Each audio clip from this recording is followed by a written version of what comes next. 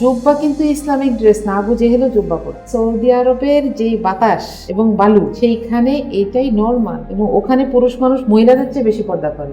আল্লাহ কোরআনে কোনো জায়গায় একবারও বলেন নাই যে তোমরা নামাজ পড়ো, বলছেন তুমি নামাজ প্রতিষ্ঠা করো।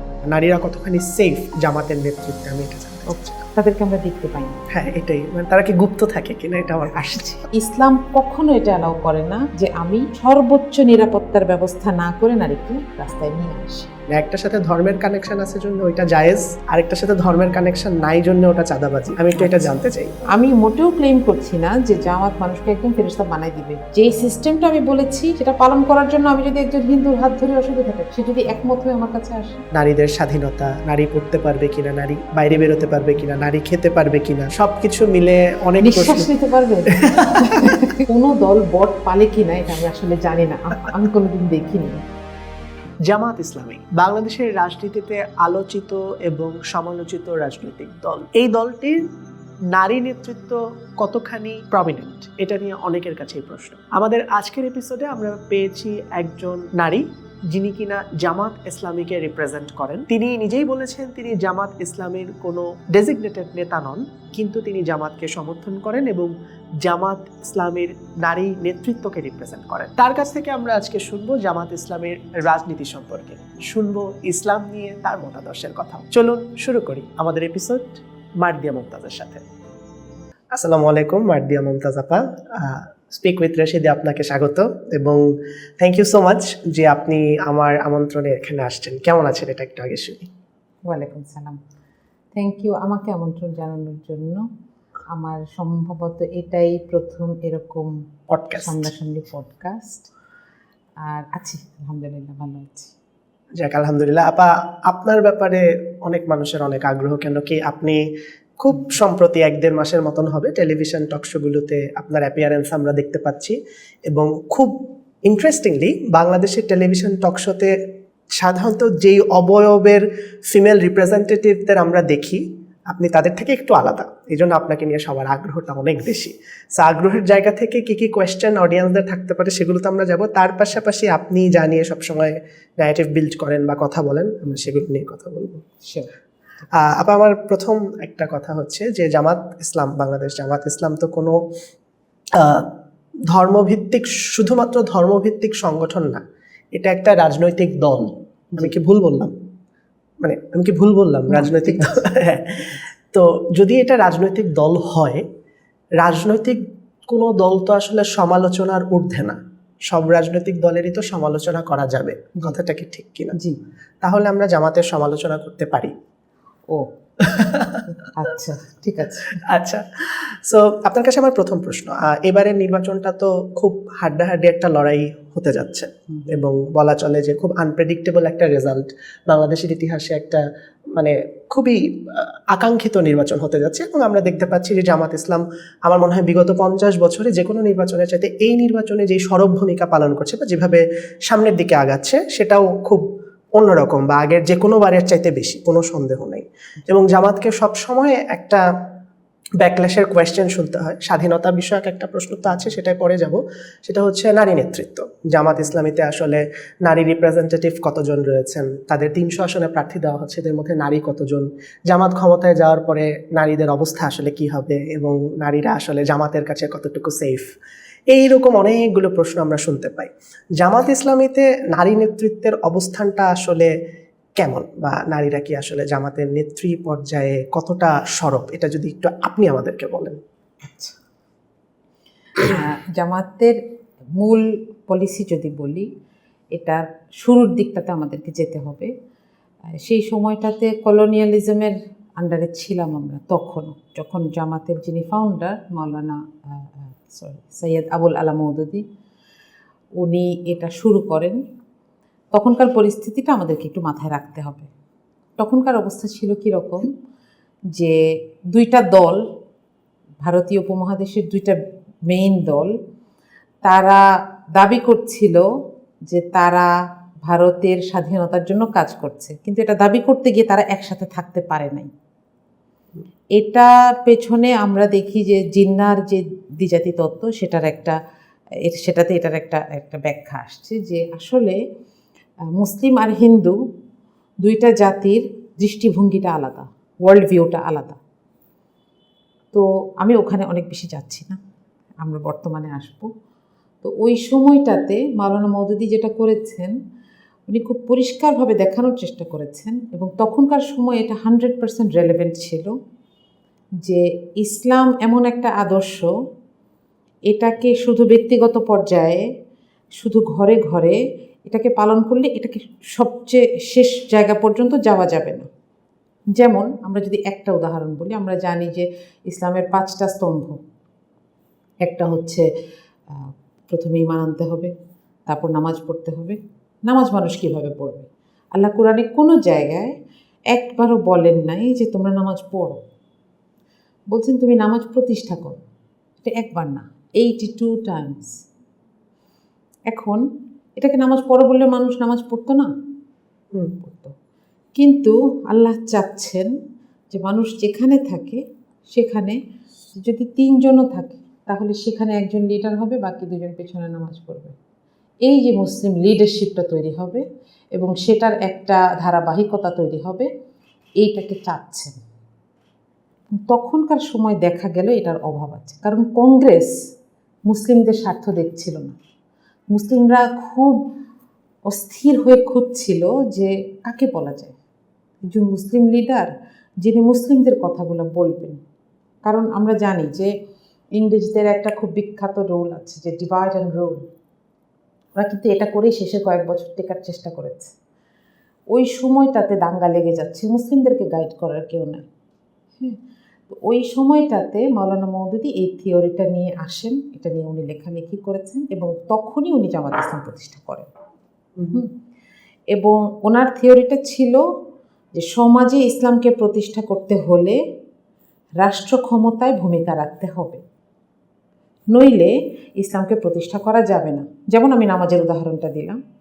আমি যদি রোজার কথা বলি, একটা মানুষ রোজার মাসে তার একটা পরিবেশ লাগবে।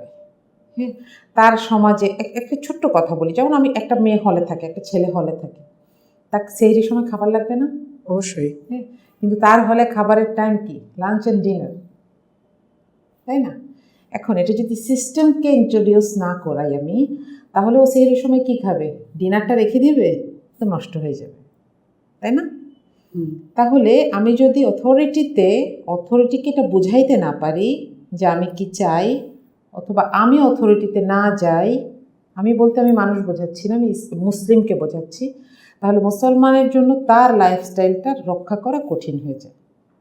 আরেকটা যদি উদাহরণ দিই, যে জাকাতের উদ্দেশ্য হচ্ছে দারিদ্র্য দূরীকরণ, তাই তো?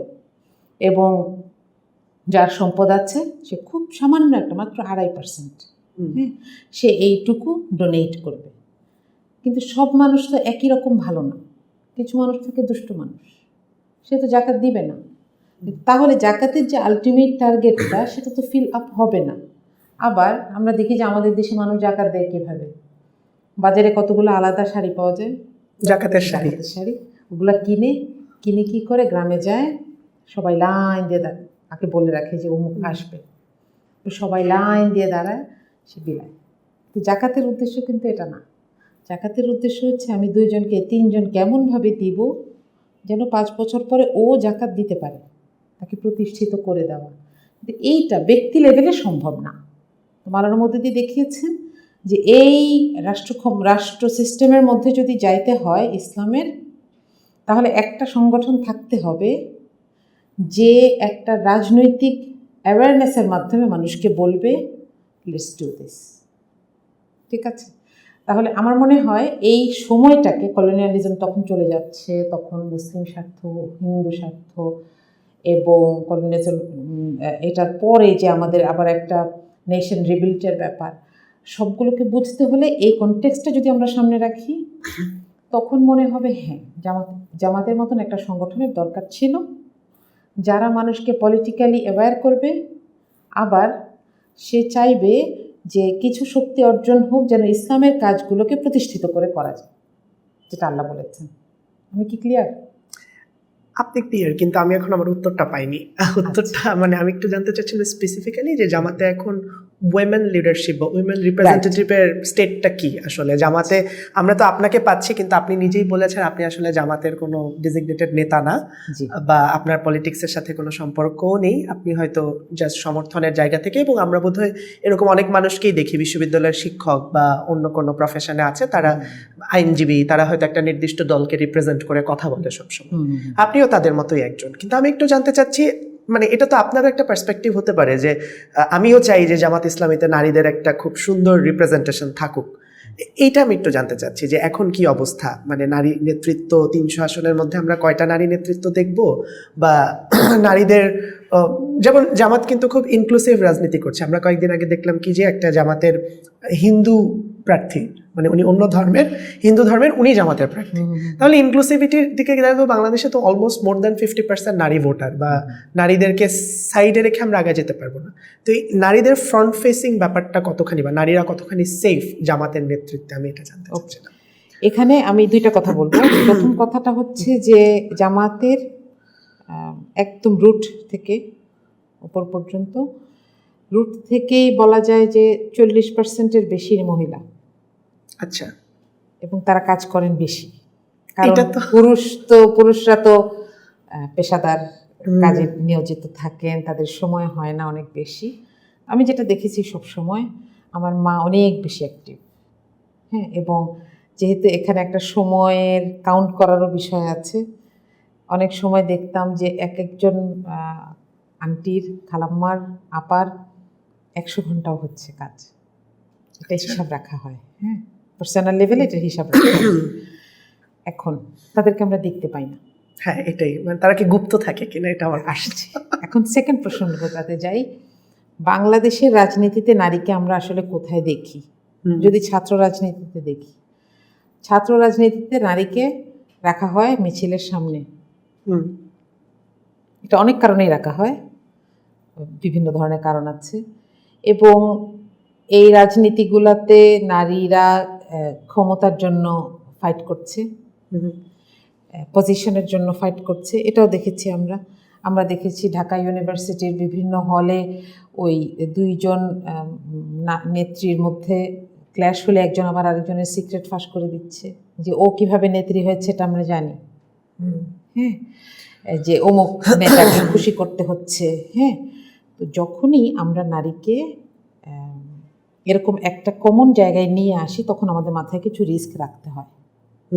হ্যাঁ, জামাত যেটা করেছে, এখানে একটা জেনেরিক সিস্টেমে চলে গেছে।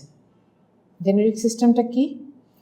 যে নারী ব্যাক আপ দিবে, কিন্তু দৃশ্যমান জায়গায় আসার জন্য অপেক্ষা করবে, যেটা হয়তো এখনো হয় নাই। হ্যাঁ, এটার মানে কেউ যদি এটার ইন্টারপ্রিটেশন এরকম করেন যে জামাত নারীকে দেখতে চায় না, এটা শুনলে মানে যারা জামাতকে জানে তারা হাসবে। কেন? কারণ এখানে দেখা যায় যে এই যে মানুষের বাড়ি বাড়ি গিয়ে কথা বলা, কাজ করা, কোরআন পড়তে শেখানো, কোরআনের ব্যাখ্যা নিয়ে কথা বলা, এই কাজগুলোতে নারীরা এত বেশি সময় দেন আলহামদুলিল্লাহ, এবং এত আন্তরিকভাবে সময় দেন, সেটাকে আসলে কেউই অস্বীকার করতে পারবে না। আমি যদি বলি যে একটা পরিকল্পনা থাকে, তো প্রত্যেক দলেরই তো একটা বছরের একটা পরিকল্পনা থাকে যে এতজনের কাছে আমি যাব, এতজনকে এই শিখাবো। 90%-এর ওপরে কাজ আসে মহিলাদের কাজের মাধ্যমে, কিন্তু তাদেরকে শো করা হচ্ছে না।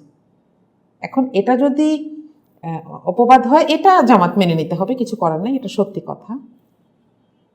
কিন্তু আমি যদি একটু তুলনা করি, বিএনপির মতন একটা এত বড় দল, তারাও 237টার মধ্যে কয়জনকে দিয়েছে? আমি যদি ম্যাডাম জিয়াকে বাদ দিই, কারণ ওনাকে তো একে তো 3টা সিট দেওয়া হয়েছে, তার উপর উনি আসলে ঠিক নারী হিসেবে রাজনীতিতে এখন আর নাই, এটাই, শি ইজ ওয়ান, রাইট। তো সেটা হিসেবে দেখলে 7 জন। তাহলে সেই রিয়েলিটিতে যারা ইসলামের কথা বলে তাদের তো এই লোডটা আরো বেশি না? যে মানুষের এক্সপেকটেশন কি, যে মহিলাটা যত ভালো মুসলমান, সে তত বেশি ঘরের মধ্যে থাকে, সে তত বেশি ঢেকে ঢুকে থাকে। তার উপর যারা ইসলামের রাজনীতির কথা বলছে, তারা যদি মহিলাদেরকে নিয়ে রাজনীতি করে, হ্যাঁ, আমাদের দেশে কন্ট্রাডিক্টরি হয়ে যাওয়ার সম্ভাবনা আছে, এবং এই কন্ট্রাডিকশনটা ভুল। এটা কারা করে? যারা পলিটিক্সও বুঝে না, ইসলামও বুঝে না, তাই না? হজরত আয়েশার যদি একটা তুলনা বলি, হজরত আয়েশা রাদিয়াল্লাহু আনহু কি করেছেন? মসজিদে একটা বিষয়ে খলিফা একটা সিদ্ধান্ত দিয়েছেন। আয়েশা বলছেন এই সিদ্ধান্তটা রং, ওকে ডাকাও। মানে আয়েশা ওনাকে ডাকাইলেন? জি। আচ্ছা। বলেছেন আপনার এটা করার কোনো রাইট নাই। And the running Khalifa, he had to change his order. এটা হচ্ছে নারীর রাজনৈতিক কাজে অংশগ্রহণের একটা প্রমাণ। সেটার জন্য সে কি মিছিলের সামনে ছিল, সে কি কোথাও পদধারী ছিল, এটা তো ম্যাটার করে না। তাহলে ফেরত আসি, জামাত মহিলাদেরকে পলিটিক্যালি সচেতন করতে চায়, লিডারশিপের চর্চা আছে এবং সেটাও ক্যাডার বেসড, এখানে মানের একটা বিষয় আছে, কিন্তু সেটাকে সবসময় মিডিয়াতে দেখা যাচ্ছে না বা রাস্তায় দেখা যাচ্ছে না। কেউ যদি এটা বলে হ্যাঁ দেখা যাচ্ছে না, সেটার সাথে বাংলাদেশ কনটেক্সট জড়িত, সেটার সাথে ইসলাম কনটেক্সটও জড়িত। কারণ ইসলাম কখনো এটা অ্যালাউ করে না যে আমি সর্বোচ্চ নিরাপত্তার ব্যবস্থা না করে নারীকে রাস্তায় নিয়ে আসি। আমি এখানে একটা উদাহরণ দিই। আমরা গত সরকারের সময় সম্ভবত 12-13-তে ট্রাফিক পুলিশে মহিলা নিয়োগ দেওয়া শুরু হইল এবং এটা নিয়োগ দেওয়ার 2 মাসের মধ্যে সমস্ত মহিলা পুলিশকে ট্রাফিক পুলিশ থেকে প্রত্যাহার করা হলো। কেন? কারণ এই যে ট্রাফিক পুলিশরা একটা জায়গায় 8 ঘন্টা ডিউটি করে, সে টয়লেটে যায় কই? সে আশেপাশে কোনো একটা টয়লেটে যায়, কিন্তু ওই জায়গাগুলা নারীর জন্য তৈরি না, তাকে নিয়ে আসা হইল। এরপরে ব্যবস্থা করে আবার ছাড়া হয়েছে, কিন্তু এখনো ব্যবস্থাটা এডিকুয়েট না। আমি বুঝাতে পারলাম? বুঝতে পারলাম। ইসলামের ব্যাপারটা হচ্ছে আগে সেফটিটা এনশিওর করে তারপর আনা। এখনই যদি এরকম হয় যে এখনই বাংলাদেশে মনে করছি আমরা যে সেই পরিস্থিতিটা এসেছে, আমরা দেখেছি 24-এ এমন অনেক কিছু হয়েছে 24-এর পরে যেটা কোনোদিন আগে হয় নাই। কোনোদিন বাংলাদেশের সবগুলো পলিটিক্যাল পার্টি একটা রুমে বসে নেই, কথা বলে নাই। ইভেন আমরা পুরা যদি ভারতীয় উপমহাদেশ দেখি, সেখানেও এই ঘটনা নাই। আমরা একটা ঐক্যমত্য কমিশনে দেখেছি, তাই না? এখনও যদি এরকম হয় যে নারীর জন্য একটা পরিবেশ এনশিওর করা যায়, তাহলে অবশ্যই আসবে। People are ready and qualified people are waiting for their chances. কিন্তু একটা জিনিস যেটা পার্থক্য সেখানে হচ্ছে, এখানে কোনো ক্ষমতার দ্বন্দ্ব নাই, এখানে ক্ষমতা শব্দটাই নেই। এখানে ক্ষমতার শব্দটা রিপ্লেসড হয়েছে দায়িত্ব দিয়ে। যার কারণে দায়িত্ব মানুষ মনে মনে চাইতে পারে, কিন্তু they do not cry for it, তাই না? আমি আজকে একটা উদাহরণ দেখছিলাম, ঢাকারই একজন, ওনাকে মনোনয়ন দেওয়া হয়েছিল ঢাকার, সরি আমি আসনটা মিস করে গেছি, ওনাকে ঢাকার বাইরে একজনকে মনোনয়ন দেওয়া হয়েছিল, কিন্তু ওখানে পরে আরেকজনকে মনোনয়ন দেওয়া হয়েছে। আমার দেশের একজন সাংবাদিক ছিলেন, অলিউল্লাহ নোমানকে জামাতের পক্ষ থেকে ওখানে মনোনয়ন দেওয়া হয়েছে, এবং যিনি এতদিন কাজ করেছেন, পোস্টার লাগিয়েছেন, মিছিল করেছেন, জনসংযোগ করেছেন, তিনি সুন্দর একটা পোস্ট দিয়েছেন, যেটা এই দায়িত্বটা আমি তার কাঁধে দিলাম এবং তার জন্য আমি এমনভাবেই কাজ করব যেমন আমার জন্য করছিলাম। এটা বাংলাদেশে কোনো পলিটিক্যাল পার্টিতে পাওয়া যাবে না। তো এই একই জিনিস যদি মহিলাদের মধ্যেও দেখি, যে এখানে ক্ষমতা হবে এই চিন্তা করে কাউকে দায়িত্ব দেওয়া হচ্ছে না, কিন্তু মানুষ আছে, তারা রেডি আছে, যদি দেশের পরিস্থিতি সেরকম হয় বা লিডারশিপ মনে করেন, তাহলে নিয়ে আসার একটা সময়ের ব্যাপার মাত্র। নারী ইস্যুতে আমার এটা লাস্ট প্রশ্ন, এরপরে অন্য প্রসঙ্গে যাব। আপনি একটা কথা বলেন, আমি ওই কথাটার সূত্র ধরেই প্রশ্নটা করি, যে ইসলাম এটা কখনোই সমর্থন করে না যে সঠিক কর্মসংস্থানের নিশ্চয়তা না দিয়ে নারীদেরকে রাস্তায় নিয়ে আসা বা কাজে নামানো। Safety exactly. আমরা কয়েকদিন আগে একটা খুব ভালো টার্ম দেখলাম, এটা হয়তো বা জামাত ইসলামের ইলেকটোরাল ক্যাম্পেইনের একটা খুব ভালো বাজওয়ার্ডও হতে পারে, যে জামাত ক্ষমতায় গেলে নারীদের কর্মঘণ্টা কমিয়ে 5 ঘন্টায় নিয়ে আসা হবে। এটা নিয়ে প্রচুর আলোচনা সমালোচনা, আমরা সারা দেশে অনেক কথাবার্তা বললাম পক্ষে বিপক্ষে। আমি 5 ঘন্টা যৌক্তিক না সেই আলোচনায় যাচ্ছি না, আমি শুধু এটুকু একটু জানতে চাই, জামাত ইসলামের তো অনেকগুলো প্রতিষ্ঠান রয়েছে, ইবনে সিনা সহ আরো বেশ কয়েকটা প্রতিষ্ঠান রয়েছে, সেগুলোতে নারীর পার্সেন্টেজ কিছু হলেও তো রয়েছে। জামাত কি প্রথমে নিজেদের ঘরেই এই রুলটা এস্টাবলিশ করতে পেরেছে, তারা যে ক্ষমতায় আসার পরে প্রতিশ্রুতি এখন দিচ্ছে?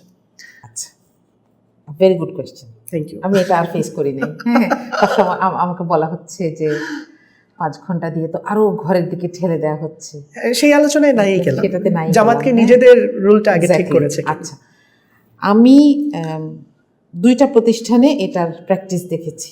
আচ্ছা, কিরকম প্র্যাকটিস, যে নতুন মা হুম, কিংবা ছোট বাচ্চার মা, নতুন মা তো একদমই হয়তো তখনই এসে ওয়ার্ক ফোর্সে আসে না, ছোট বাচ্চার মা সে সব সময় আগে বাসায় যাচ্ছে, কিন্তু তার রেসপন্সিবিলিটি কম না। আমি বুঝাইতে পারলাম? বুঝলাম। আগে বাসায় যাচ্ছে এবং এটা এস্টাবলিশড।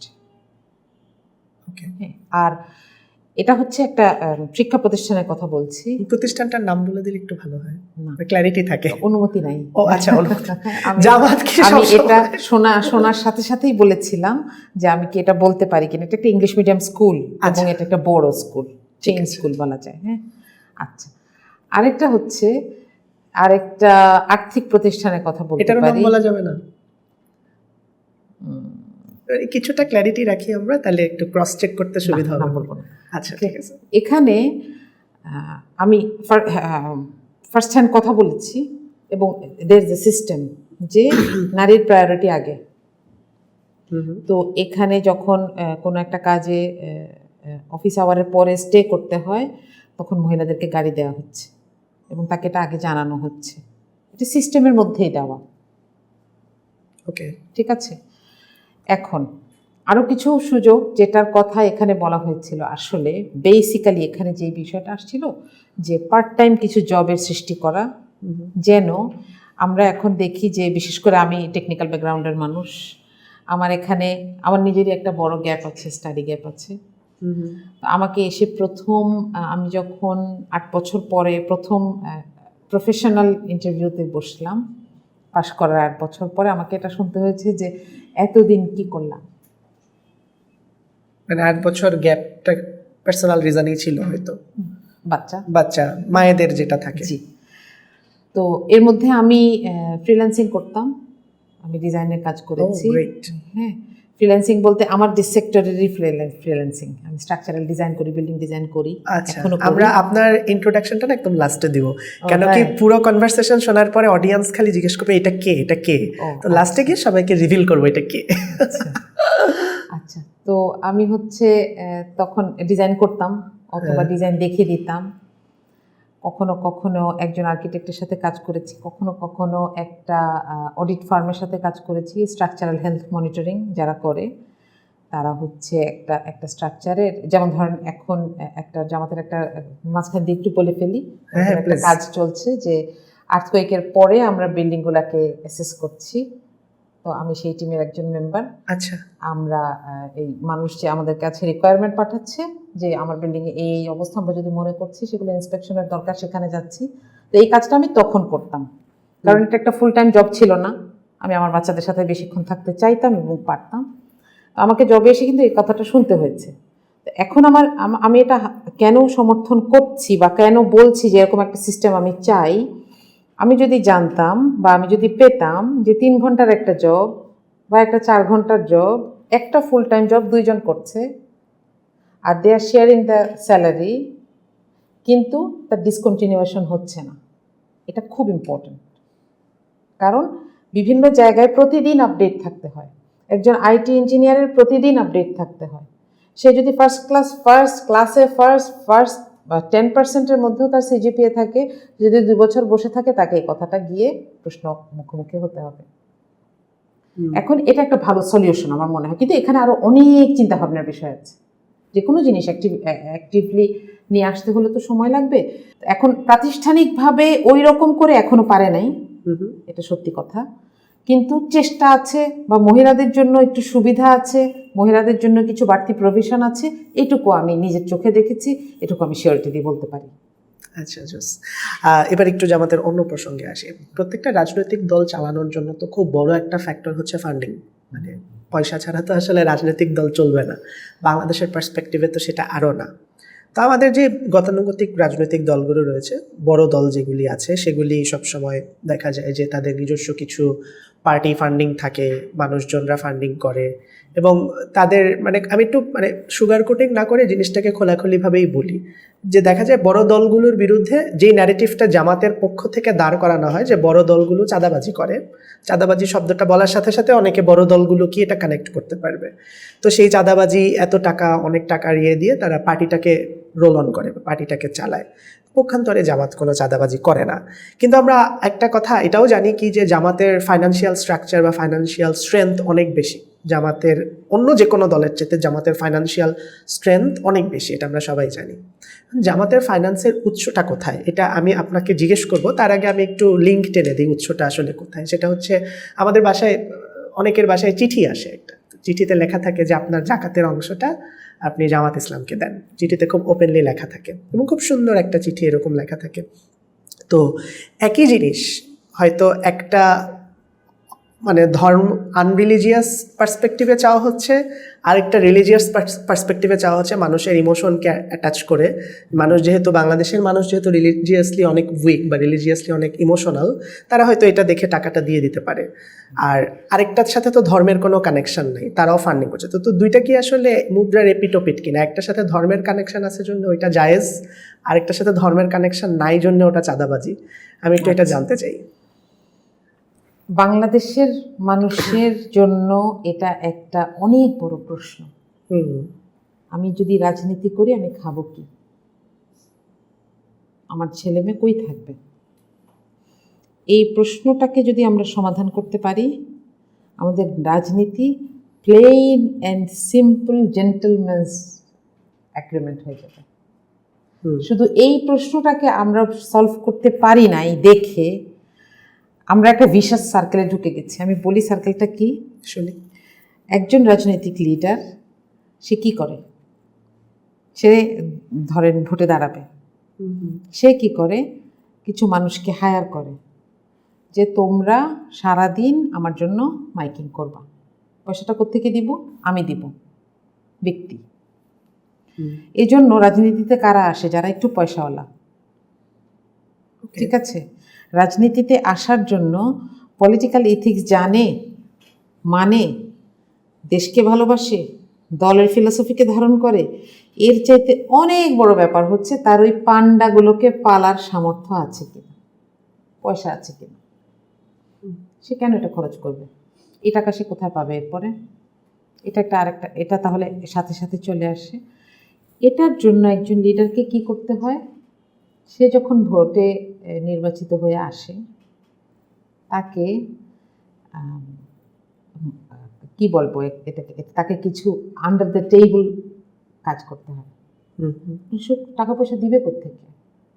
সে একটা 10 কোটি টাকার প্রজেক্ট নেয়, সে নিজে কিছু রাখতে হয়, তার দলের লোককে কাজটা পাইয়ে দেয়। কেন?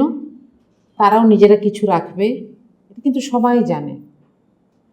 এরপরে যেই টাকাটা, এটা যদি 10 লাখ টাকার কাজ হয়, 10 লাখ টাকার রাস্তা হয়, দেখা যায় রাস্তা ভাগে পাচ্ছে 2 লাখ টাকা। এরপর আপনারা কাদেরকে গালি দেন? আমাদেরকে, কারণ আমরা ইঞ্জিনিয়ার। আপনার রিক্সাটা যখন ওখানে ট্রেম্বল করছে, আপনি প্রত্যেকবার বলেন কি দিয়ে বানাইছে, একবার বৃষ্টি হয় ঝরে পড়ে যায়।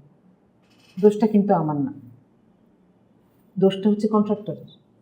কারণ কন্ট্রাক্টর জানে ওকে এখানে চেইন ধরে সবার কাছে গিয়ে পয়সা দিয়ে আসতে হবে, তাই না? আচ্ছা, এরপরে এই টাকা খেতে খেতে কিছু মানুষ তৈরি হয় যারা ফুল টাইম এই নেতার সাথেই কাজ করে, এই দলটাই করে। এখন সে ওই নেতা একটু দিবে, সে একটু চলবে, এভাবে কি তার সংসার চলবে? তাকে চিন্তা করতে হবে না?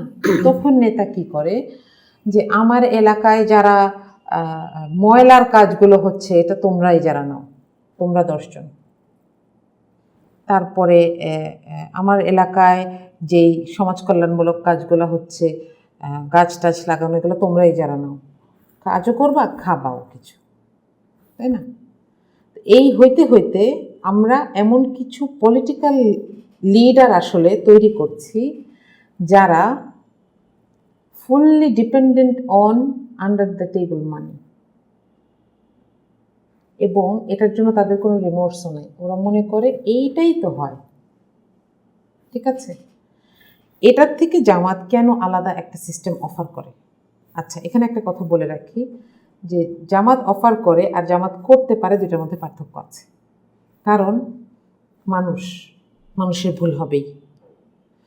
আল্লাহ রাসূল সাল্লাল্লাহু আলাইহি ওয়াসাল্লামের সময়েও তার আশেপাশে যারা ছিল, উনি হয়তো কোনো জায়গায় একজনকে একটা দায়িত্ব দিয়ে পাঠিয়েছেন, সে কিছু ভুল করে ফেলেছে, এরকম হয়েছে, তিনি আবার ডেকে এনে সতর্ক করেছেন, সে শুধরে নিয়েছে।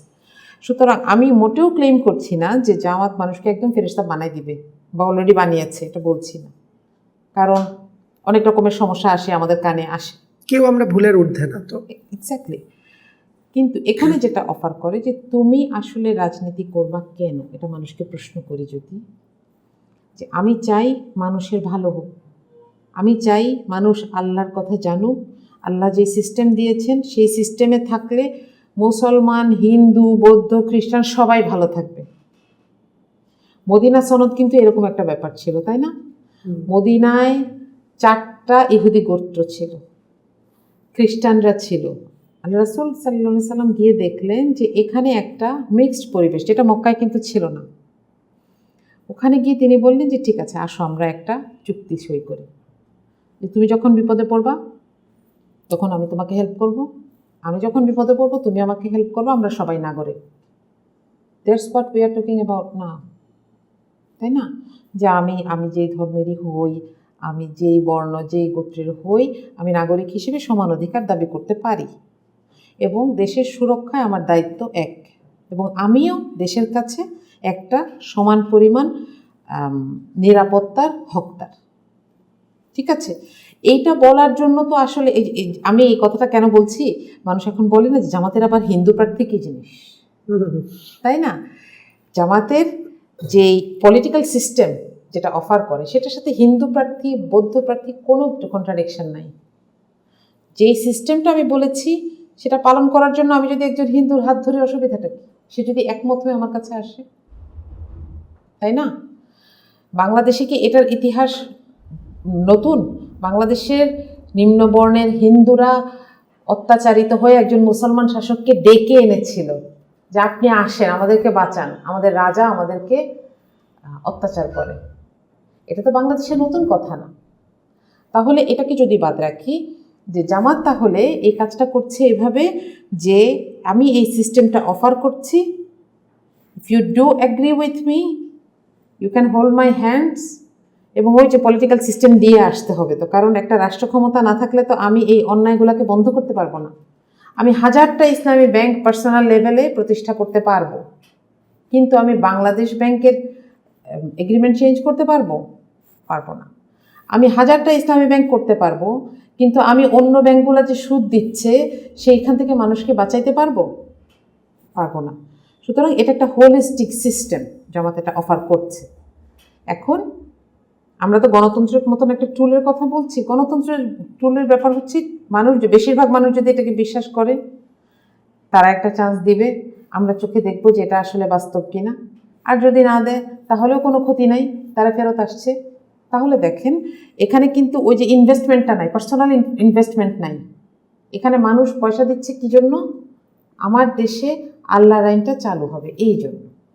ঠিক আছে, যেহেতু পার্সোনাল ইনভেস্টমেন্ট নাই, সেহেতু পার্সোনাল পান্ডা পোষার ধারাবাহিকতা বা বাধ্যবাধকতা নাই। নির্বাচনে হেরে গেলেও ব্যাস যে যার জায়গায় ফেরত এসে তার কাজ করবে। আমি কি বোঝাতে পারলাম? বুঝলাম। এখন প্রসঙ্গত আসি, আল্লাহর আইন যদি দেশে চালু হয় তাহলে যারা আল্লাহর আইন চায় না বা আল্লাহর আইনে বিশ্বাস করে না, হতে পারে তারা minority, but they are sort of people definitely. Minority বলতে মাইনরিটি বলতে আমি একদম স্পেসিফিক অন্য ধর্ম বুঝাচ্ছি না, বাট একটা গোষ্ঠী তো আছে যারা লিবারেল চিন্তা করে, মুক্তমনা, বা তাদের চিন্তাধারা অন্যরকম। তারা হয়তো হতে পারে তারা নাস্তিক, তাদেরও তো একটা শ্রেণী আছে, আমরা তো তাদেরকে বাদ দিতে পারবো না। তাদের কি হবে, এটা একটা প্রশ্ন। তাদেরও প্রশ্ন, তাদের কি হবে? কি হবে? কিছুই হবে না। যতদিন না যে কেউ অন্যের ধর্ম, আইডিওলজি, পার্সোনাল চয়েসকে ডিস্টার্ব না করবে, ততদিন সে মুসলিম হোক, হিন্দু হোক, মানুষ হোক, পশু হোক, সবাই একসাথে থাকতে পারবে। এটাতে কোনো অসুবিধা নাই। চমৎকার। আমি পার্টি রিলেটেড আর একটা প্রশ্ন করব, এরপর আমরা ব্যক্তি মার্দিয়া মমতাজকে একটু জানতে চাইবো। ওইটা আমার মনে হয় রাজনৈতিক আলাপের বাইরে আরো অনেক ইন্টারেস্টিং হবে। আমি একটা খুব ইম্পর্টেন্ট টপিক, এটা বর্তমান সময়ে সোশ্যাল মিডিয়া আমাদের পলিটিক্সে খুব বড় একটা ভূমিকা পালন করে। সোশ্যাল মিডিয়াতে আমরা দেখি যে খুব প্রতিষ্ঠিত রাজনৈতিক দলের মানুষজনেরাও এখন বিভিন্ন রকম বিবৃতি দেন এবং সেগুলো খুব সিরিয়াসলি কাউন্ট করা হয়। সোশ্যাল মিডিয়াতে একটা খুব বড় প্রবলেম হচ্ছে জামাত ইসলামের সমালোচনা করা খুব কঠিন। কেন? কারণ জামাত ইসলামের বিরুদ্ধে কিছু লিখলে, আমি শুরুতে একটা কথা বলেছি যে জামাত ইসলাম যেহেতু একটি রাজনৈতিক দল, কোনো রাজনৈতিক দলই তো জামাত মানে সমালোচনার ঊর্ধ্বে না, ভুলের ঊর্ধ্বে না। সো প্রত্যেকের সমালোচনা করা যাবে। আমি আমার প্রোগ্রামে যতবার জামাতের সমালোচনামূলক কোনো কথা বলেছি বা সেই হয়তো বলিও নি, আমি হয়তো জাস্ট প্রশ্নটা করেছি, জানতে চেয়েছি, সেটা নিয়ে আমাকে অনেক বুলি করা হয়েছে। আমার বুলির লেভেলের চাইতেও আরো অনেক বড়, যেমন আপনি একজন যেহেতু ফিমেল, কোনো একজন মহিলা যদি জামাতকে প্রশ্নবিদ্ধ করে, প্রথমেই তার পর্দা নিয়ে তাকে খোঁটা দেওয়া হয়, তাকে নাস্তিক ট্যাগ দেওয়া হয়। কিন্তু কোনো একজন মহিলা যদি আবার জামাতের প্রশংসা করে বা জামাতের সমালোচনা করে বা কিছু, তার যদি পর্দা নাও থাকে তাতেও কোনো সমস্যা থাকে না। এগুলো তো আসলে খুব মানে যারা আমরা সোশ্যাল বিজ আছি, যারা সোশ্যাল মিডিয়াতে সর্বক্ষণ, তাদের কাছে এগুলো কমন।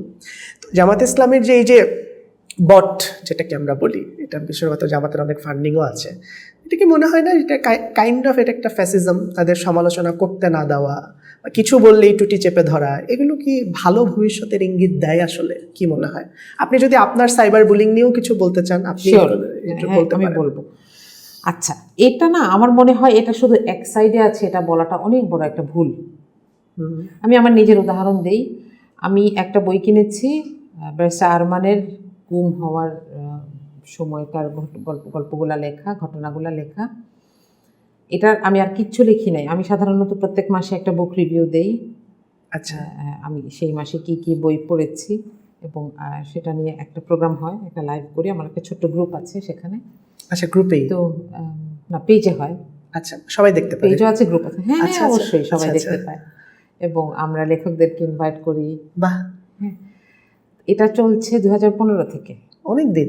অনেক, আলহামদুলিল্লাহ। আমি 2015 থেকে, এটা আমার পার্সোনাল প্র্যাকটিস। আমি প্রত্যেক মাসের শেষে দেখি যে এই মাসে কি কি বই পড়লাম। হ্যাঁ, তো এইটা আমি ওই অভ্যাসেরই একটা অংশ হিসেবে দিয়েছি যে আমি বইটা কিনেছি আজকে।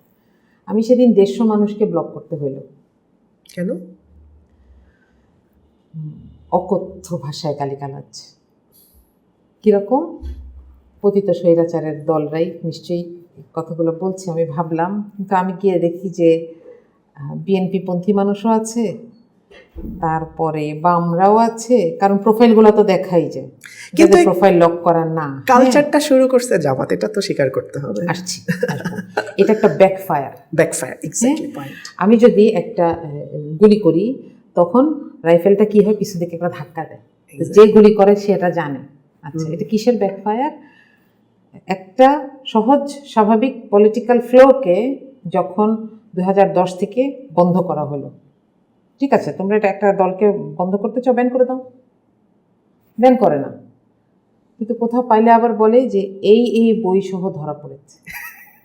হ্যাঁ, পিকনিকে যাচ্ছে ছেলে পেলে, এখান থেকে ধরে নিয়ে আসছে। হ্যাঁ, কোরআন পড়ার জন্য একসাথে হচ্ছে। আমি কেন কোরআন পড়ার কথাটা স্পেসিফিক বললাম? কারণ জামাত বা এর সাথে সম্পর্কিত যে দলগুলো, তাদের কার্যক্রম এটাই।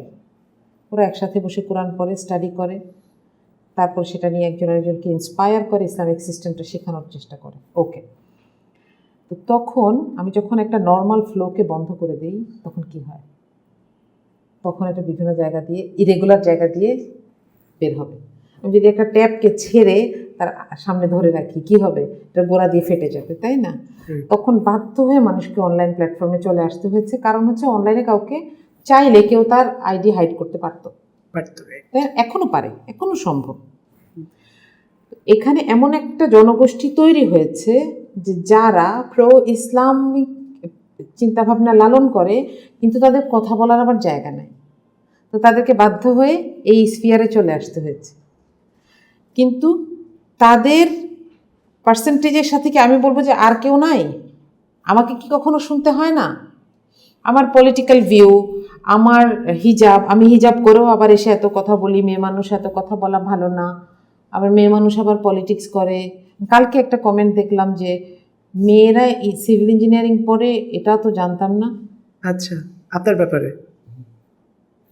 হ্যাঁ, তো এগুলা তো সহ্য করতেই হচ্ছে, এগুলো তো আমরা দেখছি। আসলে আসল ব্যাপার হচ্ছে যে এগুলা এক্সিস্ট করে, কিন্তু আমরা যদি বলি শুধু জামাতপন্থী না, ইসলামপন্থী মানুষই একটা লম্বা সময় স্বাভাবিকভাবে কথা বলতে পারে না। তারা শিফট করেছে কোথায়? অনলাইন প্ল্যাটফর্মে। আমরা সেখানে এদের ক্রাউড বেশি দেখি, তাই না? কিন্তু এটার মানে এই না যে এদেরকে পয়সা দিয়ে পোষা হয়। আমি 2006 থেকে আমার ফেসবুক অ্যাকাউন্ট আছে, আমি তখন থেকে দেখছি। 2006 মানে কিন্তু অনেক দিন। 2006 বাংলাদেশে ফেসবুক ছিল? হ্যাঁ ছিল। আচ্ছা, আমরা তখন হলে ছিলাম, আমরা তখন অ্যাকাউন্ট খুললাম, এখন থেকে আরেকরকম মেসেজ পাঠাতাম। আচ্ছা, আমাদের কাজ ছিল কম্পিউটারে চালানো হতো? কম্পিউটারে, হ্যাঁ হ্যাঁ, না ফোনে তো তখন তো স্মার্টফোন আমার ছিল না আর কি। ওই সময় হাতে গোনা 4-5 জন ফেসবুক ইউজ করতো। তো এখন আমার অবাক লাগে যে এখন এমন কিছু মানুষ এসে এই ধরনের কথাগুলো বলে যাদের বয়স আমার ফেসবুক অ্যাকাউন্টের বয়সের থেকেও কম, তাই না? তো এসে যে আপনারা অনেক ঝামেলা করেন, অনেক কিছু করেন, বলি সবাইকে করা হচ্ছে। 2011-তে আমরা যখন একটা ব্লগে লিখতাম, তখন এটা ব্লগটা একটা ইসলামিক ব্লগ ছিল না অবশ্যই, তো সেখানে কি যে অদ্ভুত অদ্ভুত কথা দেখতাম আমরা। ওখানে কয়েকজন এখনো আমরা কানেক্টেড আছি। আমরা একবার শুরু করলাম যে আমরা আর লেখা দেব না যতদিন না পর্যন্ত এই দুষ্টদেরকে শাস্তি দেওয়া না হবে, কারণ এরা আমাদেরকে মেয়েদেরকে বিভিন্নভাবে অ্যাটাক করতো। হ্যাঁ, বলি সবসময় ছিল। কখনো তারা পুরুষ হিসাবে আসে, কখনো তারা পলিটিক্যাল রূপে আসে, কখনো তারা এমন একটা পাওয়ারের পক্ষ হয়ে আসে। হ্যাঁ, আবার কখনো তারা নির্যাতিতের পক্ষ হয়েও আসে, যে আমি তো আর কোথাও কথা বলতে পারছি না, আমি তো এখানে বলি। এখন সমস্যাটা হচ্ছে অনলাইন এমন একটা জিনিস যেটা ওই যে পাড়ার দোকানে যেই ছেলেটা ফোনের কার্ড বিক্রি করে ওর কাছেও আছে, কিন্তু ও তো সেই লিটারেসিটা পার হয়ে আসে নাই, ও তো সেই ডিসেন্সি ট্রেনিংটা পায় নাই। ও যেভাবে মত প্রকাশ করছে সেটা হয়তো খুব ডিসেন্ট না। এটার দায় আমি কাকে দিব, এটা কিন্তু আমাকে আসলে চিন্তা করা উচিত। কিন্তু আমার কাছে এই পর্যন্ত, আমার কাছে যতটুকু মনে হয়, আমার যতটুকু জানা, কোনো দল বট পালে কি না এটা আমি আসলে জানি না, আমি কোনোদিন দেখি নাই। আমার কাছে এই অভিযোগটাকে একেবারেই ভিত্তিহীন মনে হয়, যে মানুষ স্বপ্রণোদিত হয়ে এই কাজগুলো করছে, আমার মনে হয়। আচ্ছা, পলিটিক্যাল আলাপ তো অনেক হলো, এবার আমরা একটু ব্যক্তি মার্দিয়া মুমতাজের গল্পে আসতে চাই। কারণ এতক্ষণে আই বিলিভ কি যে সবার খুব আগ্রহ তৈরি হয়ে গেছে যে এত কথা বলছি ইনি কে আসলে। আমি তো জানি আপনার পরিচয়টা, আপনি যদি একটু আপনি বলতেন আপনার একাডেমিক ব্যাকগ্রাউন্ড প্লাস আপনি এখন কি করছেন যদি প্রকাশ করতে চান, আর একই সাথে আপনার পারিবারিক রাজনৈতিক সম্পৃক্ততা, কিভাবে আপনার এই টকশো জনরাতে আসা, ছোট্ট করে যদি আমরা একটু শুনি আপনার মতো করে, যতটুকুনি বলা যায় ক্যামেরার সামনে। আচ্ছা, আমি মার্দিয়া, আমি ইঞ্জিনিয়ারিং পড়েছি বুয়েট থেকে। আমি গ্র্যাজুয়েশন করেছি 2009-এ, পাশ করলাম সিভিল ইঞ্জিনিয়ার। তো এরপরে আমার পাশ করার 27 দিনের মাথায় আমার মেয়ে হয়। তো আমি তখন ফর্মাল জবে তখন আসতে ইচ্ছা করেনি। আচ্ছা, আমি একটু একটু এরকম কাজ খুঁজতাম যে আমি যেন ভুলে না যাই। আচ্ছা, কারণ graduation is a big journey. এটাকে যদি আমাকে আবার রিওয়াইন্ড করতে হয়, আমি পারবো না। আপু, ইফ ইউ ডোন্ট মাইন্ড, আপনার কলেজ কোথায় ছিল? স্কুল কলেজ ঢাকাতে? কোথায়? স্কুল ছিল আইডিয়াল স্কুল, আর কলেজ বিকারুন্নেসা। ও গ্রেট, অনেক বিকারুন্নেসার মানুষজন কানেক্ট করতে পারবে। তাই? আচ্ছা আচ্ছা। তো এরপরে বুয়েটে ঢুকলাম। তো এরপরে আমি কিছু ইংলিশ মিডিয়াম স্কুলে পড়িয়েছি, ও লেভেল কোঅর্ডিনেটর ছিলাম 3টা স্কুলের, প্রায় 7 বছরের মতন। তো স্কুলের কাজের যেটা সুবিধা, আমার বাচ্চারাও আমার সাথে থাকতো, এবং স্কুলের কাজে আমি একটু বলা যায় যে যেহেতু আমি একটু ওভার কোয়ালিফাইড ছিলাম জবটার জন্য, কারণ আমি তো একদম টেকনিক্যাল ব্যাকগ্রাউন্ড থেকে গেছি। হ্যাঁ, তো আমি একটু বলতাম যে আমি এখানে থাকবো, কিন্তু আমাকে কিছু ফ্যাসিলিটি দিতে হবে, আমার বাচ্চারা থাকবে। আমরা হয়তো 2-3 জন টিচার মিলে আমাদের বাচ্চাদেরকে রাখতাম, একজন ন্যানি রাখতাম, যেটা আমরা বেতন দিতাম, কিন্তু আমি স্কুলে ফ্যাসিলিটিটা করে নিয়েছি। এই গল্পটা আমি ইচ্ছা করে বলছি, এটা কারণ আছে। হ্যাঁ, তো এইটার কারণে আমার ওই জার্নিটা খুব সুন্দর ছিল আলহামদুলিল্লাহ। যদিও আমার মনে একটা ব্যাপার সব সময় থাকতো যে আমি প্রফেশনাল কাজ থেকে একটু হলেও দূরে। আমার ইউনিভার্সিটি কোনো ফ্রেন্ড নাই আমার কাছে আমার জবে কলিগ হিসেবে। তো ওই তাড়নাটা থেকেই আমি একটু একটু করে কাজ খুঁজতাম, যেহেতু আমি স্ট্রাকচারাল ডিজাইন করতে পারি। তো একটা ফার্মের সাথে কাজ করলাম বেশ কয়েক বছর, ওদের ডিজাইনগুলো দেখে দিতাম বা কোনো কাজে দরকার হলে করে দিতাম। এরপর আরেকটা ফার্ম যারা হচ্ছে গ্রিন টেক, ওদের সাথে কাজ করেছি স্ট্রাকচারাল হেলথ মনিটরিংয়ের জন্য। আমরা কিছু বিল্ডিং বা স্ট্রাকচার অ্যাসেস করতাম, যেগুলো আমরা জানি একটা প্রফেশনাল কোড আছে ওশা, অকুপেশনাল সেফটি অ্যান্ড হেলথ, ওইটার আন্ডারে তারা কমপ্লাই করে কিনা এরকম একটা কমপ্লায়েন্স কোম্পানি ছিল, সেখানে কিছুদিন কাজ করেছি। আর 2017-তে আমার মনে হলো যে এখন বাচ্চারা মোটামুটি একটু আমাকে ছাড়া 6-7 ঘন্টা থাকতে পারে এবং আমার কিছু সাপোর্ট সিস্টেম ডেভেলপ হয়েছে এতদিনে। আমি তখন প্রথম একটা জবে অ্যাপ্লাই করি, তো সেখানে হয়ে যায় মাশাআল্লাহ। তো এখন আমি একটা ইউনিভার্সিটিতে পড়াচ্ছি, ড্যাফোডিল ইউনিভার্সিটিতে। মানে একদম ওয়ার্কিং উইমেনের লম্বা পোর্টফোলিও শুনলাম আমরা। না, ওয়ার্কিং উইমেন আসলে ওই অর্থে বলা যাবে না, কারণ অনেকগুলো গ্যাপ আছে। সেটা থাকতে পারে। আমাকে ঢুকেই এখানে আমার থেকে আমরা যে 3 জন ঢুকেছি 17-তে, ওরা আমার থেকে 7 বছরের ছোট ছিল, কিন্তু আমরা একই র্যাঙ্কে ঢুকেছি। হ্যাঁ, তো এই রিয়েলিটিটা এখনো আছে আমার সাথে। I do respect working women সবসময়, কারণ আমার মা নিজেও ওয়ার্কিং উইমেন ছিলেন অনেক বছর, আমিও একা একা বড় হয়েছি। তো আমি আসলে জানি যে একটা ওয়ার্কিং উইমেন, আমার মাকে আমি সবসময় দেখতাম কোনো কাজের লোক ছাড়া কিভাবে বাসা এবং অফিস দুইটা একসাথে হ্যান্ডেল করে। স্যালুট অল অফ দেম, কারণ যারা বাসায় কাজ করে তাদের তো বাসার কাজ করতেই হয়, যারা বাইরে কাজ করে তাদের বাইরে এবং বাসার কাজ করতে হয়। So that's the thing. আপা, একটু পলিটিক্যাল ব্যাকগ্রাউন্ডটা যদি শুনি, মানে কিভাবে এই আপনাকে আমরা রিসেন্টলি দেখি টক শোতে আপনি রিপ্রেজেন্ট করছেন, আপনি কি পলিটিক্যাল লিডার কিনা, বা আমরা কি সামনের ইলেকশনে আপনাকে জামাতের মনোনীত প্রার্থী হিসেবে দেখতে পাবো কিনা? আচ্ছা, ভবিষ্যতের কথা আসলে কেউই বলতে পারে না, ভবিষ্যতের দিকে না যাই, পেছন থেকে শুরু করি।